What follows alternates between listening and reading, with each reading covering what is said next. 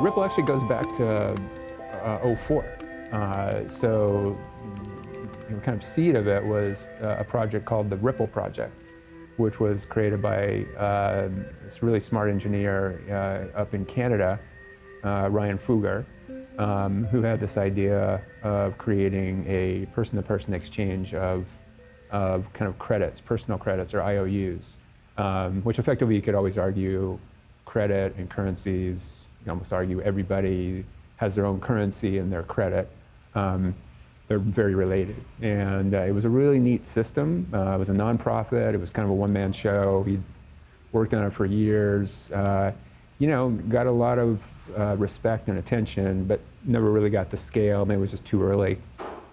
And then fast forward to 2011, which was when these three geniuses, one of them sitting right here, got together and knew about Bitcoin, obviously. Bitcoin had been earlier, but had decided that Bitcoin was, you know, brilliant, but very wasteful. So the idea was to build both a more efficient, you know, consensus algorithm that didn't consume so much electricity like Bitcoin did, but accomplished the same thing.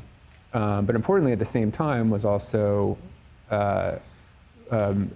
taking some of the ideas from the Ripple project around the idea of pathfinding algorithms to exchange anything of value for any other thing of value. And that combination was kind of I think kind of a magic combination. So you had kind of the ability to exchange anything of value in a very efficient way through this ingenious pathfinding algorithm, coupled with a digital asset that, you know, had no counterparty or gateway counterparty.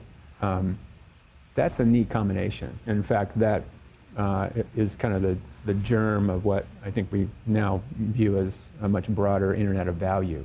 That concept has kind of held.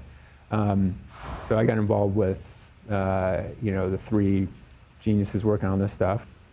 You know, soon thereafter, the technology sort of became stable enough to declare it, you know, something is going to happen. That's sort of effectively the birth of XRP. We then created a company that was going to advocate for that ecosystem and focus on the ecosystem, which was then gifted a large percent of the XRP. We also then bought Ryan's Ripple project, folded that into the efforts, which was neat, and that was kind of an exchange of stock. And then we also were lucky enough to be able to acquire the URL for Ripple, which is kind of a funny story. It came from a Grateful Dead super fan. It's related to the song Ripple from the Grateful Dead. We always loved the Grateful Dead. And so that all kind of came together in 2012. And that's how Ripple got started.